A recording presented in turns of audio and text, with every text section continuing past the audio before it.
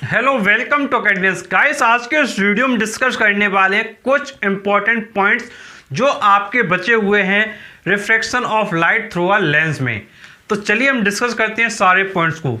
कुछ important topics हैं वो हम देखेंगे और इन टॉपिक्स में सिर्फ आपको इतना ही पढ़ना है और इससे आपके जो एमसीक्यू प्रॉब्लम है तो वो आपके एमसीक्यू प्रॉब्लम बहुत ही आसानी से हो जाएंगे।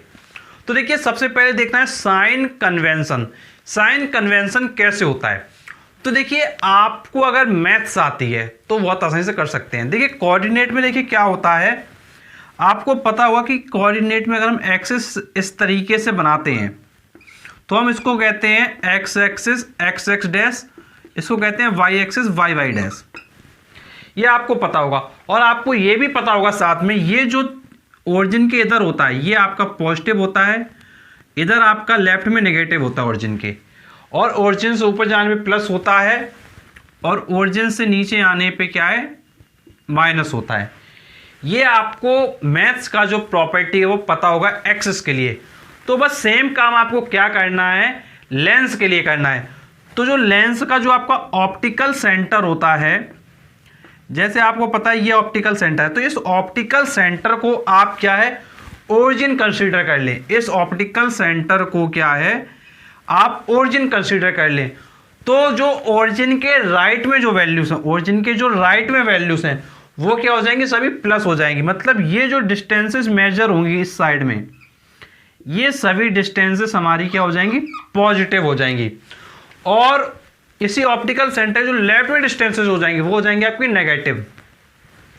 तो ये जो डिस्टेंसेस होंगी ऑप्टिकल सेंटर के लेफ्ट वाली वो आपकी हो जाएंगी नेगेटिव। सिमिलरली ओरिजिन के ऊपर की डिस्टेंस पॉजिटिव होती हैं तो ऑप्टिकल सेंटर से ऊपर जाओगे तो भाई पॉजिटिव हो जाएगा, और ऑप्टिकल सेंटर से नीचे आओगे तो ये सभी डिस्टेंसेस आपकी नेगेटिव हो जाएंगी। तो साइन कन्वेंशन में आपको ध्यान रखना है कि जो ऑप्टिकल सेंटर के लेफ्ट में है वो नेगेटिव लेना है, जो राइट में है वो पॉजिटिव लेना है, जो ऊपर लेना है डिस्टेंस ऑप्टिकल सेंटर वो पॉजिटिव लेना है, जो ऑप्टिकल सेंटर नीचे डिस्टेंस लेना है वो आपको नेगेटिव लेना है। तो ये आपका साइन कन्वेंशन कंप्लीट हो जाता है। अब ये चाहे कॉन्वेक्स की बात हो चाहे ये कॉनकेव की बात हो, ध्यान ये रखना है कि ऑप्टिकल सेंटर से आपको क्या कंसिडरेशन करना है। और अगर ये आपका कॉनकेव होता तो भाई डायग्राम क्या है आपका इस तरीके से होता, इस तरीके से आपका यहाँ पे ऑप्टिकल सेंटर होता और उसी के अकॉर्डिंग आप फिर से क्या है सारी चीज़ों को क्या फिर से राइट कर देते। अब इसके बाद नेक्स्ट है आपका लेंस फॉर्मूला। तो देखिए लेंस फॉर्मूला में सिर्फ आपको फॉर्मूला करना है, डेरिवेशन बिल्कुल भी नहीं करना है, इसका कोई भी नीड नहीं है और ना ही आपके सिलेबस में है।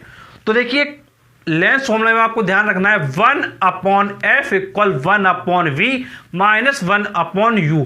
ध्यान रखेंगे बीच में क्या है, बीच में है आपका माइनस, क्या है बीच में माइनस है, तो ध्यान रखेंगे 1/f equal 1/v minus 1/u।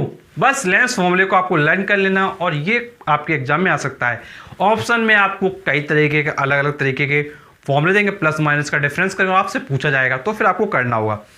अब इसके बाद नेक्स्ट पॉइंट पे आते हैं, वो है आपका लिनियर मैग्निफिकेशन। देखिए मैग्निफिकेशन का मतलब होता है कि कोई ऑब्जेक्ट कितना बड़ा दिख रहा है। एक तरीके से आप कह सकते हो जूम कर देना, मतलब ऑब्जेक्ट को बड़ा दिखना। अब जैसे मैग्निफिकेशन में क्या हो, जैसे ये डस्टर है, अभी डस्टर क्या दिखाई देगा, आपको बड़ा दिखाई देगा। तो मैग्निफिकेशन का एक आपका फॉर्मूला होता है, सिर्फ आपको वो पता हो उससे आपका काम चल जाएगा। फॉर्मूला होता है आपका length of image upon length of object, length of image upon length of object. अगर हम कंसीडर कर लें इमेज का जो लेंथ है वो I है, ऑब्जेक्ट का लेंथ O है, तो आपका मैग्निफिकेशन होता है M। M का फॉर्मूला हो जाएगा आपका I/O। अब जो ये आपका I/O है ये आपके V/U के क्या है, इक्वल होता है। U होता है ऑब्जेक्ट का डिस्टेंस, V होता है आपका इमेज का डिस्टेंस। तो ध्यान रखना है कि ये आपका I/O V/U के क्या है, इक्वल हो जाता है। तो ये मैग्निफिकेशन बहुत इंपॉर्टेंट है, ये आपको ध्यान रखना है। अब इसके बाद जो नेक्स्ट टॉपिक है वो है आपका पावर ऑफ अ लेंस। अब देखिए जो पावर होता है वो फोकल लेंथ का रेसिप्रोकल होता है, जो पावर होता है वो फोकल लेंथ का रेसिप्रोकल होता है। लेकिन यहां पर बहुत एक इंपॉर्टेंट बात आपको ध्यान रखनी है, जब आप पावर लिखते हैं तो वो लिखते हैं डायोप्टर में। इसकी ये क्या होती है, यूनिट होती है। डायोप्टर क्या है इसका, डायोप्टर है इसका यूनिट, जिसको आप रिप्रेजेंट करते हैं डी से। तो आप ध्यान रखेंगे कि आप पावर को रिप्रेजेंट करते हैं डायोप्टर में और डी से क्या है, रिप्रेजेंट करते हैं। अब ये जो डायोप्टर है इसकी एक कंडीशन ध्यान ये रखेंगे, डायोप्टर तब आता है जब फोकल लेंथ को हम मीटर में लेते हैं। किस में लेते हैं, मीटर में लेते हैं। तो पावर होता है डायोप्टर, पावर डायोप्टर में होता है 1 upon focal length in metre. तो फॉर्मूला लिखते हैं P in dioptre equal 1 upon F in metre. अगर फोकल लेंथ सेंटीमीटर में दी हुई है, अगर फोकल लेंथ सेंटीमीटर में दी हुई है तो हम लिखते हैं पावर इक्वल 100 अपॉन F इन सेंटीमीटर। ये भी आप ध्यान रखें, अगर आपको जो है फोकल लेंथ सेंटीमीटर में दी हुई है तो आप लिखेंगे 100 अपॉन F इन सेंटीमीटर।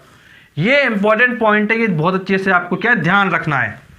तो ये आपका magnification and power of a lens ये क्या है, कंप्लीट हो जाता है। अब इसके बाद सबसे इंपॉर्टेंट टॉपिक जो जिससे आपके क्वेश्चन बनने ही बनने हैं, बिल्कुल आने हैं, वो यहाँ पे देखिए, वो है आपका एप्लीकेशन ऑफ लेंस। मतलब लेंस के क्या क्या यूजेस हैं, क्या क्या यूज हैं, कहाँ का लेंस का यूज किया जाता है, क्या उसका एप्लीकेशन है।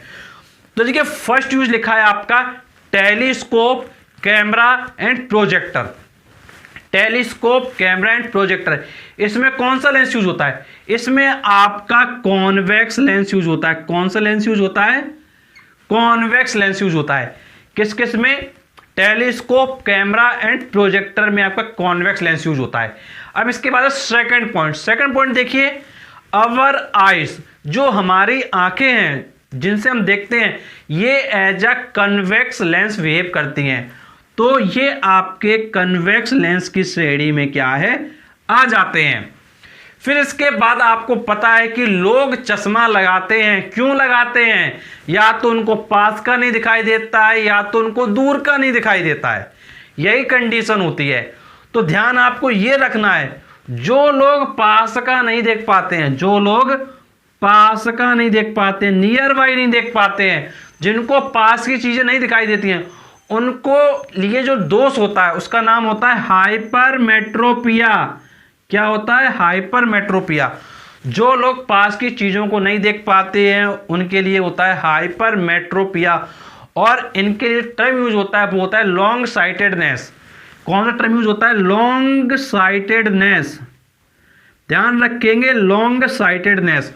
लॉन्ग साइटेडनेस में क्या होता है, नियर बाई ऑब्जेक्ट नहीं दिखाई देते हैं। ध्यान से देख लीजिए, लॉन्ग लिखा है, लॉन्ग।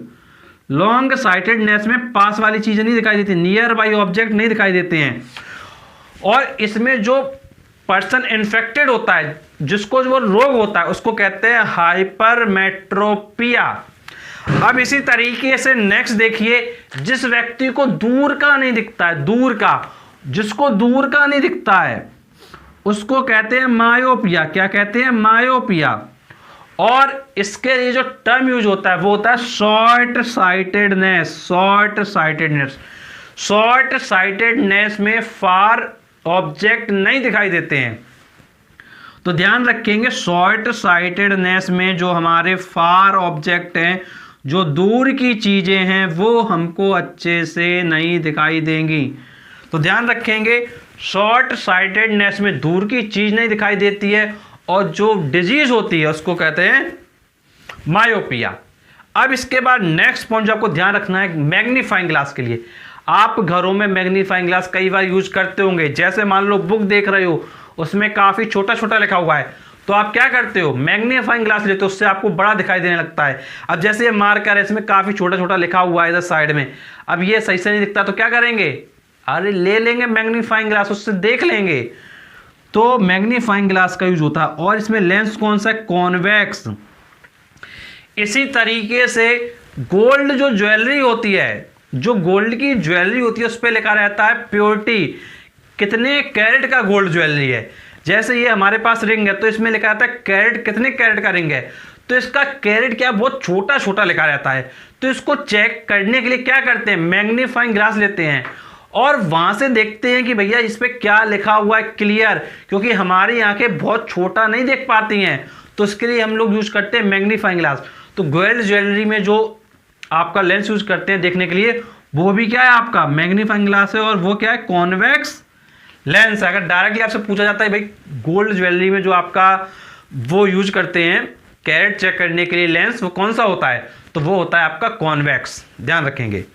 फिर नेक्स्ट है आपका गैलीलियन टेलीस्कोप। गैलीलियन टेलीस्कोप में कौन सा यूज होता है, ये बस सबसे इंपॉर्टेंट है, इसमें सिर्फ कॉनकेव आपका यूज हो रहा है।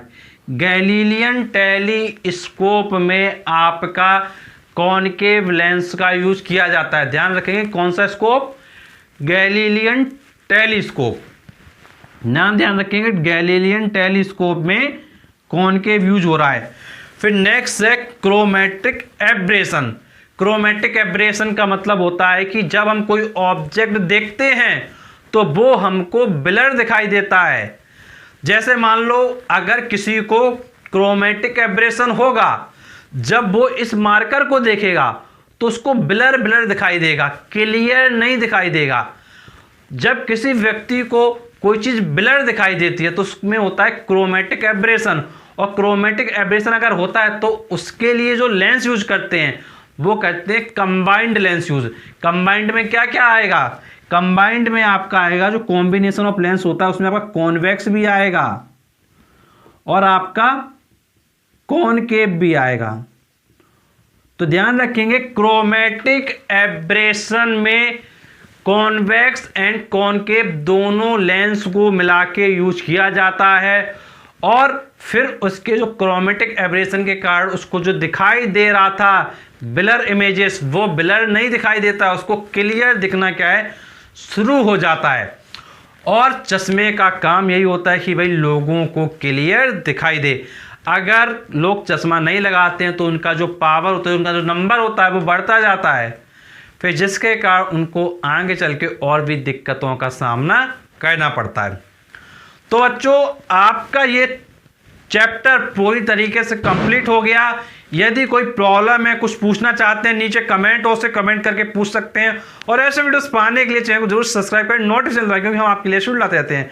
और वीडियो एंड करने से पहले आपको बताना चाहूँगा, यदि आप MCQ वीडियो देखना चाहते हैं तो एक प्लेलिस्ट है चैनल पे MCQ ICSE क्लास 10।